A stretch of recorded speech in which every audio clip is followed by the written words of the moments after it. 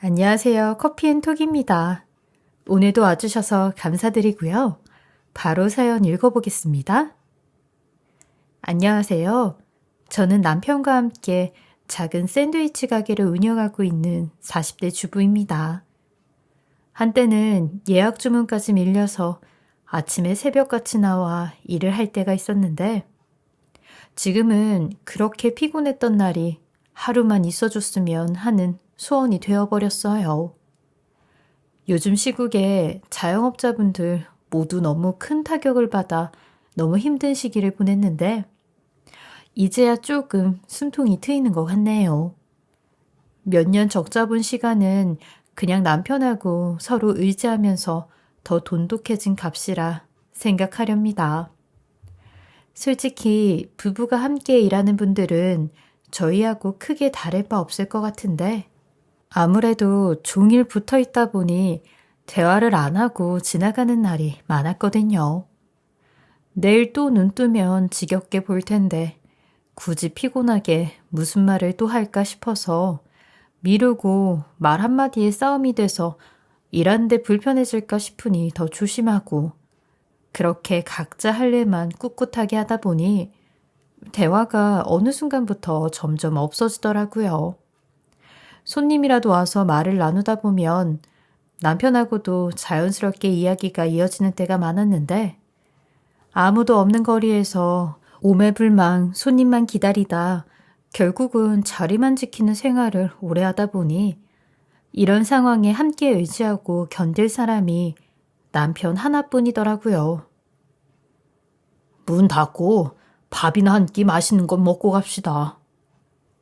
지금 3시인데? 그래, 앉아서 죽치고만 있을 필요 없이 우리 둘이서 오랜만에 맛있는 거라도 먹으러 가자니까. 이대로 우울하게 있을 수 없다고 생각했던 것 같아요. 여보, 오늘도 일찍 닫고 맛있는 저녁 먹고 들어가자. 그렇게 남편하고 생전하지도 않던 외식을 하게 됐죠. 늘 저녁 준비까지 하고 들어가서 간단히 저녁 차려 먹는 일상이 익숙했는데 이곳저곳 다니는 날이 많아졌죠. 여보, 여기 한번 가보면 안 돼? 여기? 젊은 사람들 가는 데 아니야? 식당이 식당이지 뭐 사람 가려서 받아? 그래, 뭐 가보자. 우리 데이트 때 다 먹었던 거네. 그래, 우리 꼭 연애하는 기분 든다. 옛날 생각도 나고. 당신 그때는 이런 곳 자주 데려올 것처럼 하더니 결혼하고는 죽어도 안 오더라. 내가 속았어. 장사한다고 바쁘니까 그랬지. 앞으로 자주 오자. 싫어. 이제는 안 속아. 근데 당신은 괜찮아? 이제 뭐 해탈이라도 한 거야? 생각을 바꿨지. 당신하고 우리 둘이 한숨만 푹푹 쉬고 있을 게 아니더라고. 돈이야 이따가도 없고 또 바짝 일해서 벌고 그러면 되니까 조급해하지 말자. 그렇게 생각하는 중이야. 요새 당신도 화 안 내잖아. 나도 그냥 당신하고 이렇게 저녁에 다니는 시간이 10년 넘도록 없었잖아. 뜻하진 않았어도 이 기회에 휴가 받았다 생각하고 있어. 조금만 더 버텨보자고. 남편하고 저녁이라도 먹고 들어가자고 식당에 가면 우릴 보는 표정이 무슨 신기루라도 본 것처럼 반기는 모습을 보면서 장사하는 사람들 마음 똑같구나 싶었죠. 그래서 나오는 길에는 항상 사장님들께 싹싹 다 먹었네요. 잘 먹었어요. 힘내세요. 그렇게 인사를 나누고 돌아오면 마음이 따뜻해지더군요. 그리고 가까운 공원을 한 바퀴 돌고 집에 돌아오면 정말 괜찮은 하루를 보냈다는 마음이 들었습니다. 그러면서 저도 남편하고 내내 못했던 이야기도 많이 나눴죠. 요즘 드는 생각인데 나이 드니까 의지할 사람이 우리 둘밖에 없다는 생각이 들어. 내가 다른 사람하고 이런 위기를 맞았으면 얼마나 사이가 틀어졌을까. 그래, 뭐 동업해서 이 상황이면 멀어지고도 남았지. 그래서 부부가 이럴 때는 좋네. 간만에 대화다운 대화를 나눌 수 있었죠. 그렇게 남편과 이 시기가 지나가기만을 잘 버티자고 하면서 지내던 중 주기적으로 저를 들쑤시는 교수 동서의 연락이 왔더라고요. 말 한마디에도 빈정상하게 하는 재주가 대단한 동서는 제 심기를 건드려서 제가 대화를 피하는 편이었죠. 당신 전화 안 받아? 근데 여보, 내가 꼬여서 그런가? 자격지심일까? 왜 그러는데? 동서하고 지내는 게 참 어렵더라. 어머니도 그렇고, 당신도 내가 어머니랑 잘 어울리고 동서처럼 지내면 더 좋잖아. 장사 핑계로 만나는 거 피하고 그러기는 하는데 말 한마디 한마디가 그냥 사람을 쿡쿡 찌르는 것 같아. 그럼 기분 나쁜 게 당연하지. 왜 당신을 의심해? 내 친구가 그러더라고. 내가 부자면 기분 안 나쁘대. 잘 사는 교수 동서 보는 게 배 아파서 그런가 싶기도 하고 그냥 내 처지가 서글플 때가 있어. 기분 나쁜 말을 하니까 나쁜 거지.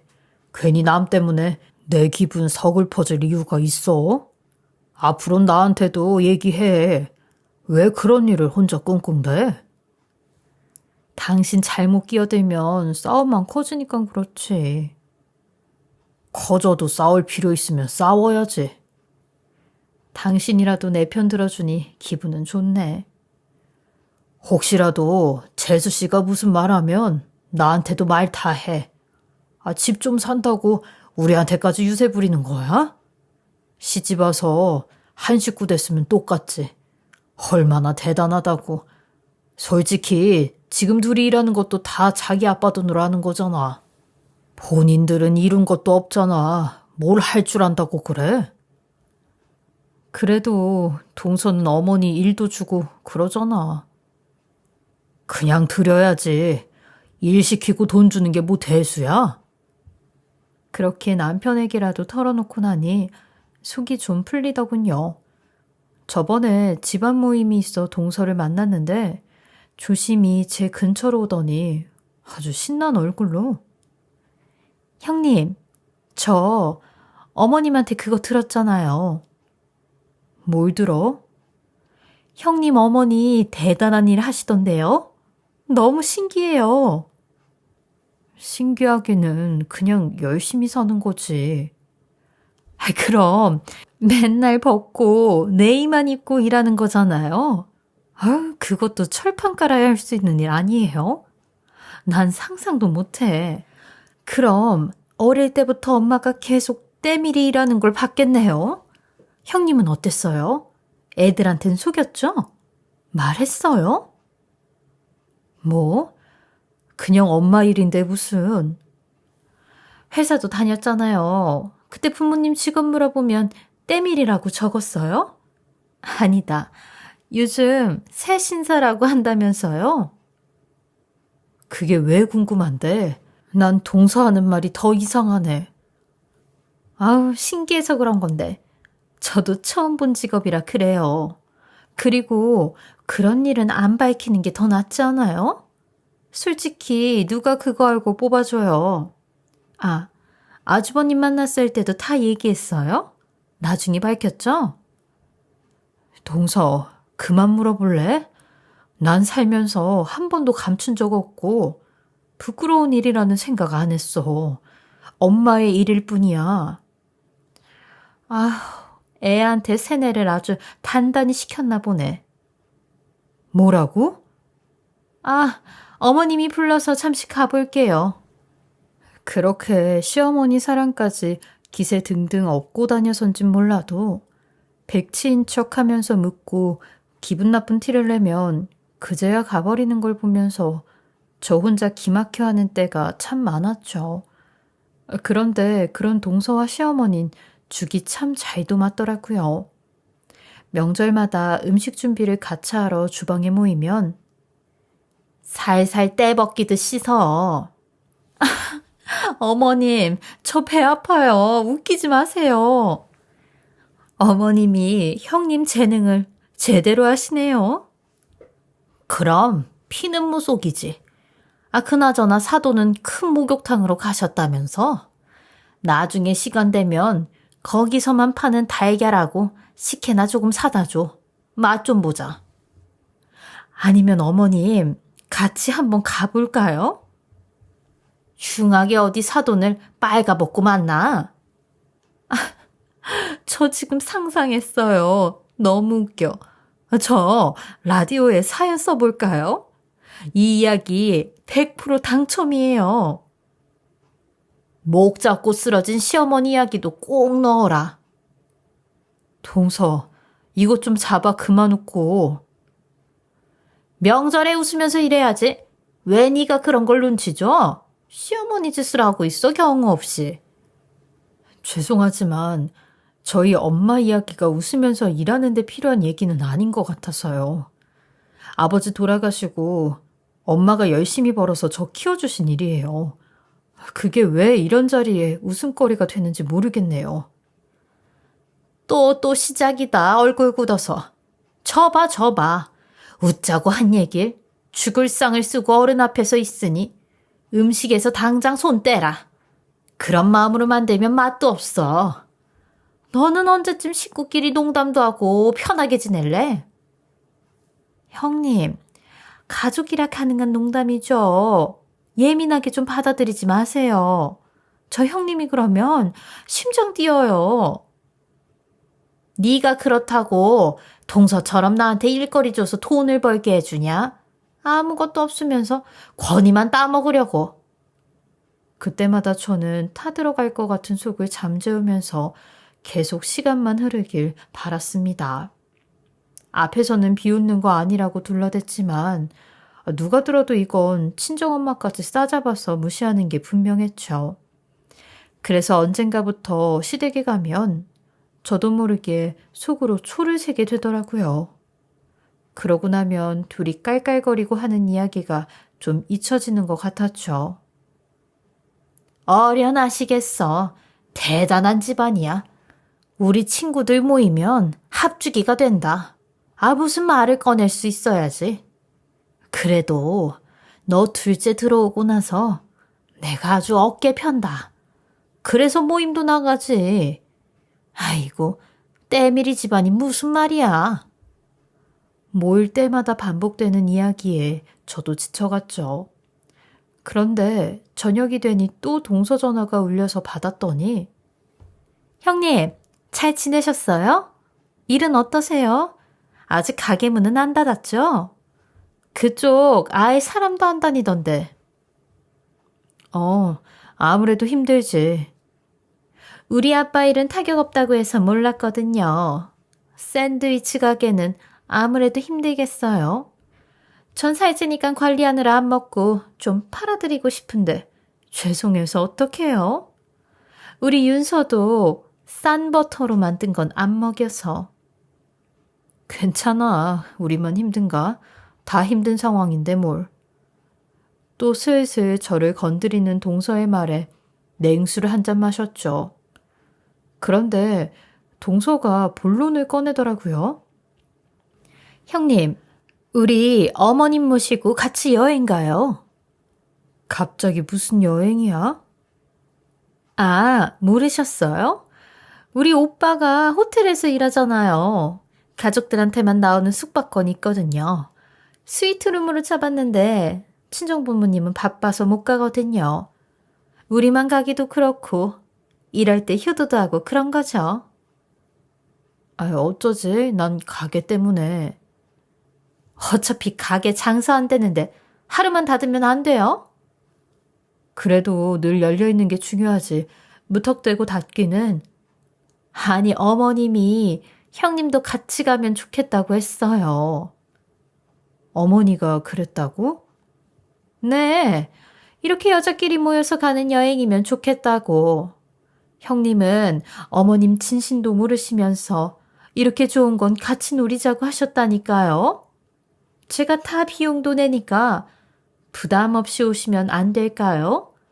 추억도 같이 만들어야죠. 형님 쏙 빼고 저하고 어머님만 가는 것도 말이 안 돼요. 정 안 되면 제가 아주버님 설득할게요. 동서 이야기를 듣는데 계속 찜찜한 마음이 들더군요. 내가 돈을 좀 보태는 건 어때? 가는 건 그렇고. 돈은 괜찮다니까요, 정말. 둘이서 평소에 백화점이고 아울렛이고 저 빼고 잘만 다녀놓고선 무슨 추억을 말하며 제가 없으면 안 된다는 식이 이상했죠. 무슨 꿍꿍이가 있겠다는 생각이 들어서 거절을 했는데 며칠 동안 남편한테까지 제발 절 보내달라고 애원을 하는 통에 하루만 눈 딱 감고 다녀오기로 결정을 했습니다. 시어머니도 내심 저를 못마땅하다는 식으로 무시하듯 말하고 있었지만 정작 이런 상황에는 며느리라고 챙기는 마음이 있나 정말 신락 같은 희망을 품어봤죠. 남편도 저를 달래면서 고작 하루인데 다녀와. 별뜻 있겠어? 언제부터 나 챙겼다고들. 둘이 잘 다녀놓고 이상해. 내가 돈 보낸다고 해도 싫다고 내가 왔으면 좋겠다는데 안 가는 게 맞을 것 같아. 재수 씨도 철없어서 가끔 말이 이상하게 나와서 그렇지. 전성이 나쁜 사람은 아니잖아. 엄마도 이 기회에 좋은 곳 가서 당신하고 풀고 싶은 모양이지. 왜 여행 가면 사람 마음 너그러워지고 그러잖아. 아휴, 알았어. 무슨 일 생기면 연락하고 나한테. 그렇게 시모와 동서, 조카와 저까지 넷이서 호텔을 가게 됐고 도착해보니 듣던 것보다 훨씬 더 좋은 방이라 입이 떡 벌어지긴 하더라고요. 방을 구경하고 각자 짐을 풀고 있는데 뒤에서 시모와 동서가 속닥이더니 형님, 피곤하시죠? 아니, 괜찮아. 왜? 너 일하다가 와서 그런지 같이 놀 컨디션이 아니야. 전 괜찮은데. 눈 밑이 까맣다니까요. 거울 보세요. 그래, 안색이 안 좋다 너. 노는 것도 해보는 사람이 잘해서 그래요. 우리 형님은 일만 하던 사람이라서 늘어지게 자고 쉬고 그러는 게 체질상 안 맞을 수도 있어요. 어머님이 이해하세요. 둘이 짠 계획이 있는 모양인지 저를 계속 피곤해 보인다는 식으로 몰아가더라고요. 저도 이런 상황에 눈치 없이 껴서 놀고 싶진 않아서 혼자 호텔에서 쉬는 것도 나쁘지 않단 마음이 들어. 그럼 전 여기 있을 테니까 나갔다 오세요. 그래, 그래야겠다. 네가 피곤해하는 게 느껴져서 그래. 여기 온다고 무리하셨나 봐요. 이것 좀 부탁할게요. 무슨 부탁? 그리고 제 앞에 때밀이 수건을 하나 내려놓더니 둘이서 명절 때 농담하던 것처럼 눈빛을 주고받으며 웃더군요. 형님 잘하시는 거 있잖아요. 실력 발휘하셔야죠. 뭐냐고 이게. 제가 준비해왔어요. 우리 윤서 때 좀 밀어주고 있어라. 뭐라고요? 애 피부 약하니까 살살 달래가면서 씻겨놓고 재우면 돼. 시국이 이래서 목욕탕도 못 가는데 전문가 딸께서 이 정도는 해줘야지. 언제 네 솜씨를 우리가 보겠니? 써먹을 때 하나 없는 우리 첫째 며느리 이럴 때라도 좀 보자. 그래서 절 여기까지 끌고 온 거예요? 누가 끌고 와요? 같이 기분 좋게 와놓고. 너는 항상 사람을 못되게 만들어. 그렇잖아요, 이 상황이. 그럼 이런 데 와서 팔자 좋게 놀 생각했냐? 수준 맞게 살아. 언제부터 이런 방에서 놀아봤다고. 우리가 너랑 같이 와주니까 똑같은 사람으로 보여? 그럼요. 뭐가 달라요? 다르지. 네 엄마랑 내가 다른 것처럼 수준이라는 게 있는 거야. 넌 그게 바닥에 붙어 있다 보니 모든 사람을 다 위로 봐서 똑같아 보이냐? 나는 네가 내 발 밑에 있어. 사람 떼나 벗겨주고 돈 버는 주제에 뭐 잘났다고 지금 큰 소리를 쳐. 여기까지 같이 와준 걸로 감사한 줄 알고 할 일이나 해. 괜히 하나 던짓거리하고 안 먹던 건 먹으면 탈나. 눈물겹게 감사하네요. 배려해 주셔서. 두 분한테는 저희 엄마 일이 이렇게 바닥으로 볼 정도로 우스운 모양인데 전 두 분이 더 한심해 보여요. 수준? 가족한테 받은 공짜 서비스로 온 주제. 뭐 얼마나 특별한 수준인데요. 두 분끼리 즐거운 여행 되세요, 그럼. 그리고 저는 두 사람이 뒤에서 소리를 지르건 말건 그냥 그 자리를 뛰쳐나왔습니다. 오자마자 다시 서울행 표를 끊어 올라가는데 기차에서 계속 눈물이 흐르더라고요. 그리고 그날따라 왜인지 저도 모르게 집으로 들어가기 싫어서 짐가방을 그대로 들고 엄마 집으로 향했죠. 태어난 척 오랜만에 엄마 집에서 자고 간다고 말해놓고서는 갑자기 밥을 먹는데 저도 모르게 서러움에 복받쳐 눈물이 터져버렸습니다. 아까까지 인간답지도 않게 보던 그 인간들 눈하고 사랑으로 절 보던 엄마 눈을 보니 저도 모르게 감정을 주체할 수가 없었던 것 같아요. 아이, 너 왜 울어, 갑자기? 싸우고 왔어? 아니야. 엄마 봐서 좋아서 그래. 아이, 당장 말 안 해? 이서방한테 전화해서 물어볼까? 엄마는 부부싸움 문제로 알고 남편을 계속 몰아가서 결국 있었던 일을 실토하고 말았죠. 엄마에게 상처가 될 일이라는 걸 알면서도 솔직히 말하지 않으면 안 될 상황이 와서 어쩔 수 없는 선택이었어요. 그런데 엄마는 흔들림 없는 목소리로 그 집안 인성 안 그래도 들었어. 어디 두고 보자. 그렇게 며칠이 지났을까? 갑자기 모르는 번호로 연락이 오더라고요. 혹시나 주문 전화인가 싶어서 받았는데 다름 아닌 동서의 아버지더라고요. 저기 잠깐만 와줄 수 있을까요? 좀 도와주세요. 네? 제 번호를 어떻게 알고 연락하셨어요? 도통 무슨 일인지 몰라서 묻고 있는데 동서 아버지가 꽤나 당황한 목소리로 저를 잠시만 와달라고 하더라고요. 가보니 그곳엔 익숙한 얼굴이 다 모여 있었죠. 엄마가 왜 여기 있어? 이모까지 왜? 유정이 너 이 인간들한테 제대로 사과받아. 네가 그 집에서 그런 대우 받으면서 살 필요 없어. 잘못했습니다. 우리 딸이 너무 부족합니다. 무슨 일인데 갑자기 이게 뭐야? 알고 보니 엄마와 평생 같이 일하던 사장님인 이모님이 있는데 이모님 남편이 동서 아버지 사무실의 건물주였고 제대로 사과하지 않으면 당장 나가라고 한 모양이었죠. 우리가 몇십 년 동안 1원도 안 올리고 쓰라고 했던 건 다 사람 봐서 한 일이죠. 이 시국 때문에 힘들까봐 내가 가기세도 몇 달 봐줬는데 그것까지 다 내놓고 가요. 우리 딸 곧 온답니다. 딸애도 같이 빌겠습니다. 감히 딸 같은 우리 유정이한테 그런 취급을 해?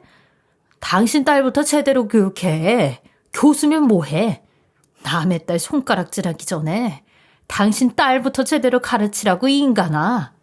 그리고 놀라서 뛰어온 동서가 무릎을 꿇은 자기 아빠를 보더니 아빠, 무슨 일이야 지금? 너 당장 사과 안 해, 이분들께? 아니, 형님이 여기 왜? 야, 말만 형님 하지 말고 제대로 형님 취급해. 내가 일하는데 네가 물 한 방울이라도 보태준 적이 있어? 아무것도 해준 거 없으면서 왜 사람을 우습게 취급해? 네가 그런 식으로 살아서 네 아버지가 무릎 꿇는 일이 생기는 거야. 알아? 엄마와 저를 대신해 이모님이 대신 따져주셨죠. 그리고 이 건물을 관리한다는 명목으로 한 달에 몇백 챙겨가던 시어머니도 소식을 듣자마자 바로 달려와서는 아니, 무슨 일이야. 건물을 빼야 된다니. 오셨네요. 우리 특별한 사돈도. 아니, 사돈. 무슨 난리예요? 저기 지금 큰 소리 낼 때 아니라고요. 빨리 사과하세요. 대체 왜 우리 건물주 어르신이 건드려서 내일까지 다 망치려 드냐고요. 너랑 사돈어른 이분들께 제대로 사과 안 하면 다 끝인 줄 알아. 너는 당장 내가 주는 생활비 아님 먹고 살 일이나 있어? 네 남편은 어떻고? 전부 내 덕 보고 사는 사람들이 왜 뒤에서 나를 힘들게 만드냐고. 그동안 얼마나 저렴하게 이 건물 썼는 줄 알아? 사돈, 이 문제 해결 안 되면 그쪽부터 해고인 줄 아세요. 엄마와 팔짱 낀 이모를 보더니 상황 파악이 됐는지 동서 아버지가 눈치를 살피며 동서와 시모도 무릎을 꿇더군요. 잘못했어요, 형님. 우리가 실수했다 그날은. 말이 심했어. 엄마한테도 제대로 사과하세요. 죄송했습니다, 정말. 앞으로 그런 일 없도록 할게요. 네, 말 조심하고 살게요. 살려주십시오. 제가 애 교육을 똑바로 하겠습니다. 우리 애요? 당신네한테 피해주는 거 하나 없이 잘만 살았고 나도 결혼할 때 꿀리는 거 없이 다 해갔어요. 내 손으로 벌어서 다 했다고. 근데 왜 내가 일하는 걸로 애를 무시하고 잡아요? 사돈은 뭐 얼마나 멋진 일을 해서 결국 사돈 덕 보면서 용돈벌이 하는 거잖아요. 당신 이거 없으면 힘드니까 달려온 걸 거고 아니에요? 그리고 너도 아버지 덕에 시간제 교수하면서 뭐가 그렇게 잘났어? 면모가 없습니다, 정말. 우리 딸은 결혼하고 내가 도와준 적도 없는데 알아서 다 먹고 잘 살았어. 당신들보다 훨씬 대단해. 너무 자랑스럽고 누구 필부터 살진 않는다고. 그러니까 함부로 입 놀리지 마, 앞으로는. 알았어? 그렇게 동서 식구부터 시모까지 무릎 꿇리고 그 앞에서 큰 소리치며 떳떳하게 말하고 나니 묵은 채증이 싹 내려가는 기분이 들더군요.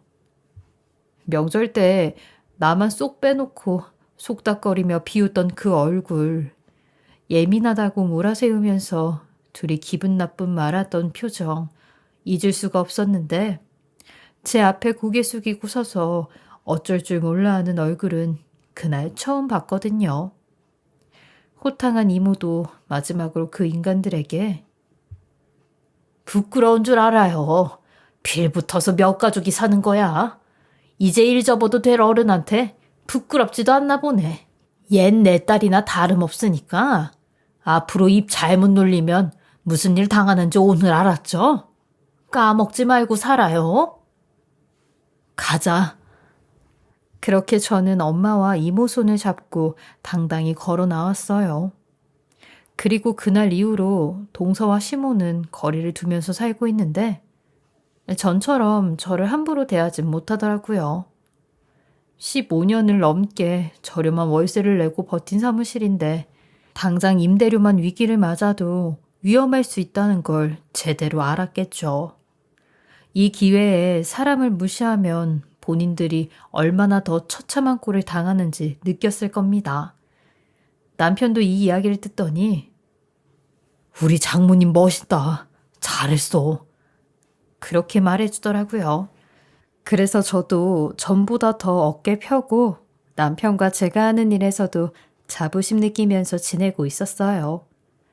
그러면서 일에 더 몰두해 샌드위치 맛 개발도 하고 요즘 트렌드에 맞게 배달도 하고 개인 블로그에 광고도 하다 보니 점점 저희 가게를 찾는 손님들이 많아지기 시작했어요. 드디어 조그만 가게에도 손님들이 북적였죠. 근데 그걸 알게 된 동서가 저희 가게를 찾아왔더라고요. 그것도 자기 딸까지 데리고 와서요.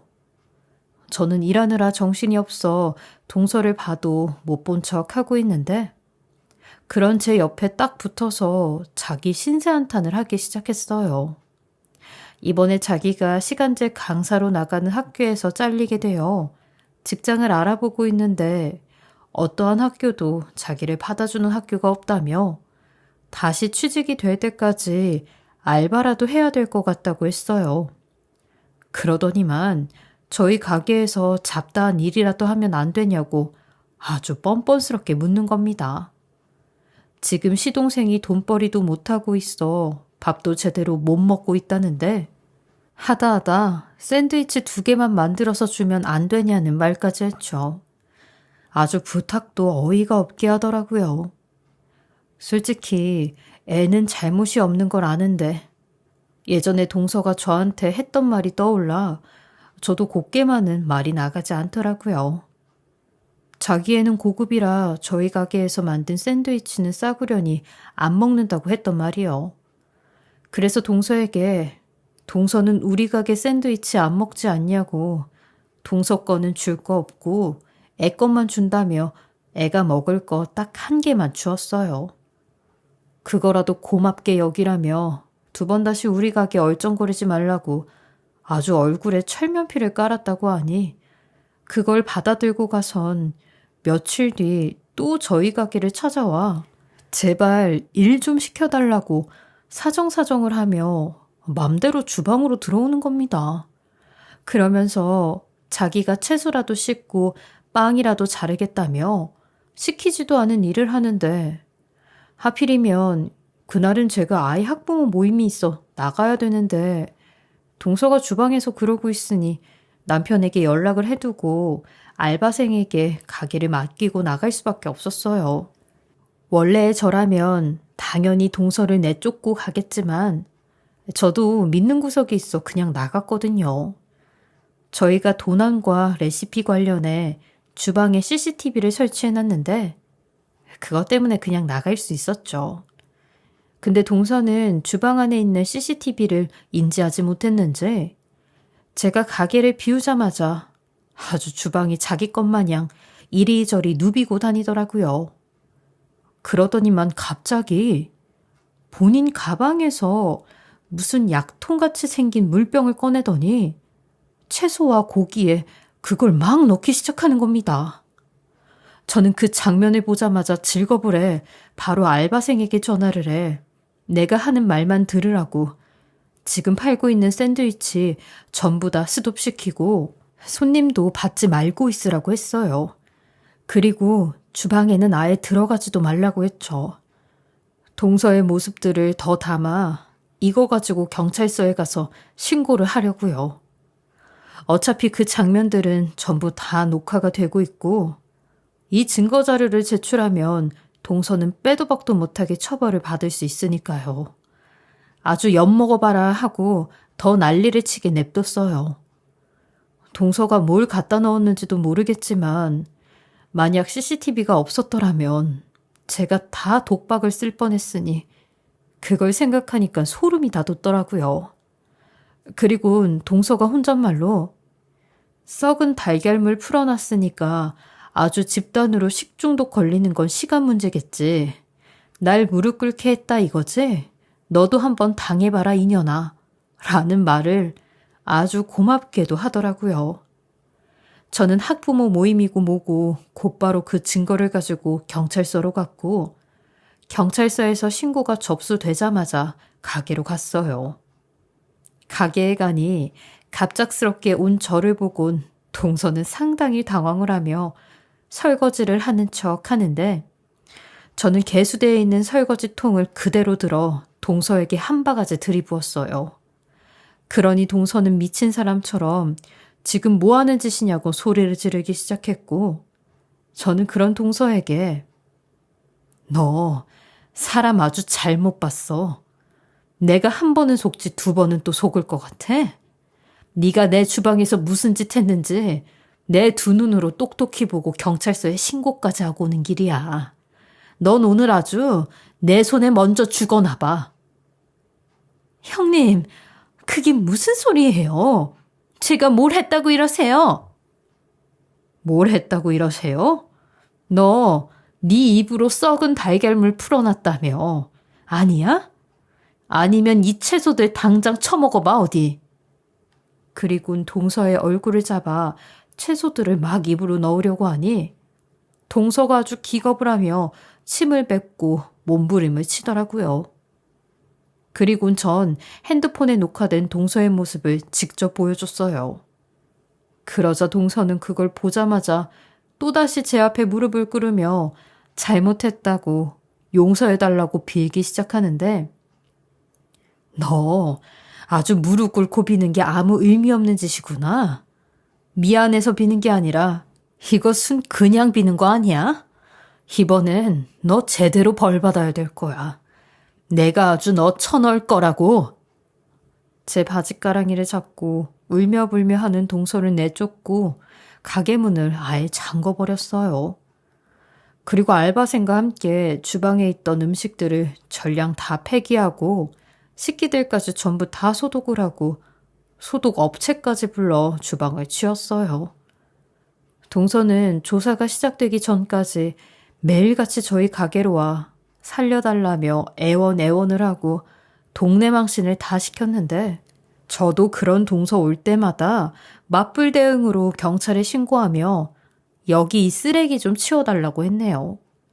그 후 동서는 민사 형사처벌을 받게 되었고 저희 가게에 단 손해배상을 하게 되었어요.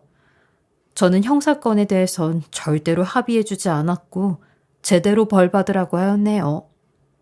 동서가 이런 사고를 치는 바람에 동서 아버지는 운영하던 사업체까지 접어가며 동서에게 변호사를 대주었더라고요. 동서 하나 때문에 그 집안도 아주 풍비박산이 났는데 저를 비난하는 동서 집안 사람들을 향해 다 자업자득이고 인과응보인데 왜 나를 비난하냐고 저딴 딸년 관리 잘못한 당신네들 탓 아니냐고 했네요. 아주 사람들이 끝까지 반성하지 않는 태도가 괘씸했어요. 진짜 동서랑은 무슨 악연이길래 이렇게까지 엮이나 싶었고 이 일로 더더욱 시댁과는 연을 끊게 되었어요. 시동생도 이런 동서와 이혼도 안 하고 사는 걸 보니 아주 끼리끼리구나 싶더라고요. 그 후로도 몇 번이나 시어머니가 본인도 동서 때문에 힘들다며 맏며느리인 저를 찾으셨는데 연락 몇 번 받으니 저도 아주 진절머리가 나 전화번호 싹 다 바꾸고 이사까지 할 생각을 하고 있답니다. 지금 하는 가게는 이제 막 안정화가 돼서 쉽게 옮길 순 없지만 그래도 시댁 식구들 잘 피해가며 굳건히 장사하려고 마음 먹었어요. 별별 일들을 겪으면서도 여전히 저희 샌드위치 집을 찾아주는 어린아이부터 어른까지 너무 감사할 따름이고 손님들이 맛있게 먹는 모습을 보면 제가 다 배부른 느낌이에요. 앞으로도 이 마음 그대로 정성껏 만들어 드리려고 하고 손님도 그렇고 든든한 남편과 엄마 그리고 저를 도와준 사장 이모까지 이 시간 동안 저에겐 인생에 정말 많은 배움이 있었던 것 같아요. 이번에 알게 된 대로 늘 겸손하고 사람 함부로 무시하지 않으면서 살려고 합니다. 그리고 모든 일하는 분들을 존경하는 마음을 가지며 살려고요. 저의 기가 막히고 코가 막힌 이야기 끝까지 들어주셔서 감사합니다. 지금까지 커피앤톡이었습니다. 오늘도 끝까지 함께 해주셔서 감사하고요. 저는 다음 영상으로 또 찾아뵙겠습니다.